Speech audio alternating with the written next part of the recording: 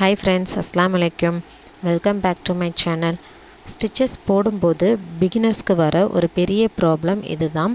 அது என்ன, அது எப்படி சரி பண்ணணும் அப்படிங்கிறத வீடியோவில் சொல்லியிருக்கேன். ஸோ வீடியோவை ஸ்கிப் பண்ணாமல் பாருங்கள். சில்க் த்ரெட்டில் ஸ்டிச்சஸ் போடும்போது த்ரெட்டு கட்டானா என்ன பண்ணணும்னு தெரியாமல் ஸ்டிச்சஸை ஃபுல்லாக பிரிச்சுட்டு திரும்ப ஃபஸ்ட்லேருந்து ஸ்டார்ட் பண்ணுறீங்க.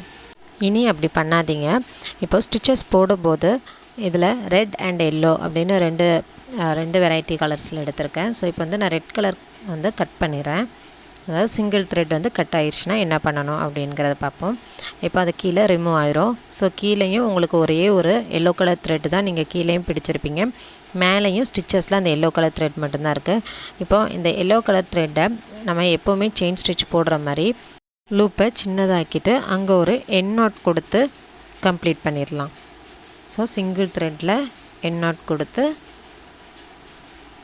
ஃபினிஷ் பண்ணிவிட்டு இப்போ கீழே ரிமைனிங் அந்த எல்லோ த்ரெட்டையும் நம்ம கட் பண்ணிக்கணும். மேலே அந்த எக்ஸிஸாக இருக்க இந்த ரெட் கலர் த்ரெட்டையும் கட் பண்ணிடலாம்.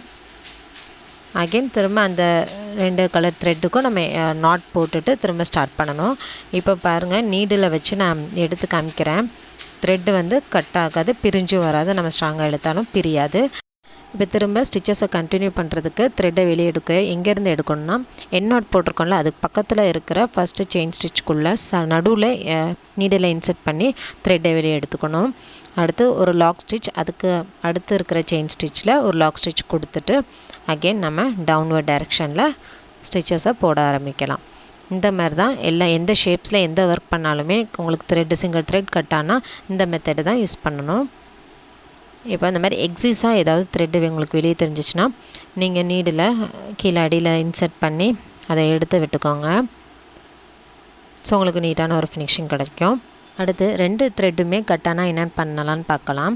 ஆரி ஸ்டிச்சஸ் பற்றின டீட்டெயில்ஸ் தெரியணுன்னா நம்ம வீடியோவை லைக் பண்ணிக்கோங்க அண்ட் சப்ஸ்கிரைப் பண்ணிக்கோங்க. பெல் ஐக்கானையும் ப்ரெஸ் பண்ணிக்கோங்க.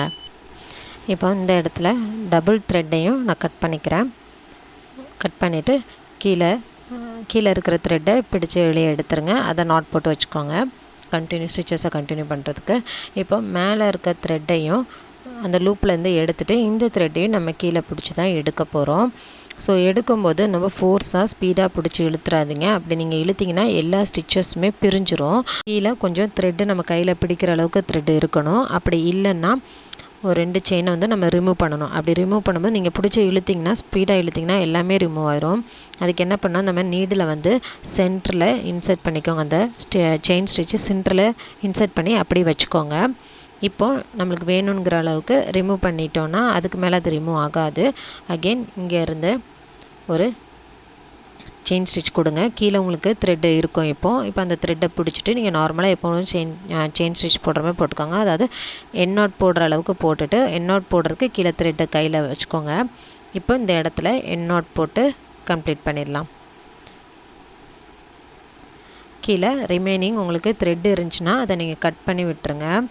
ஏன்னா அடுத்து நீங்கள் த்ரெட் எடுக்கும்போது அது உங்களுக்கு ரொம்ப டிஸ்டர்பன்ஸாக இருக்கும். ஸோ கீழே இருக்கிற த்ரெட்டையும் கட் பண்ணி விட்டுட்டு திரும்ப நம்ம ஃபஸ்ட்லேருந்து த்ரெட் எடுக்கிறோம். அதுவும் போன இதில் எப்படி சிங்கிள் த்ரெட்டில் எப்படி எடுத்தோம் அதே மாதிரி எண்ட் நாட் போட்ட ஸ்டிச்சஸ்க்கு மொதல் ஸ்டிச்சில் இன்சர்ட் பண்ணி த்ரெட்டை எடுத்துகிட்டு ஒரு சின்ன லாக் ஸ்டிச்சையும் கொடுத்துட்டு அகெயின் நம்ம ஸ்டிச்சஸ் கண்டினியூ பண்ணணும். இந்த மெத்தடே ஃபாலோ பண்ணிக்கோங்க. எந்த ஒரு ஸ்டிச்சஸ் போட்டாலும் இந்த மெத்தட் யூஸ் பண்ணுங்கள். சரி த்ரெட்டுக்கும் இந்த மெத்தடே யூஸ் பண்ணிக்கலாம்.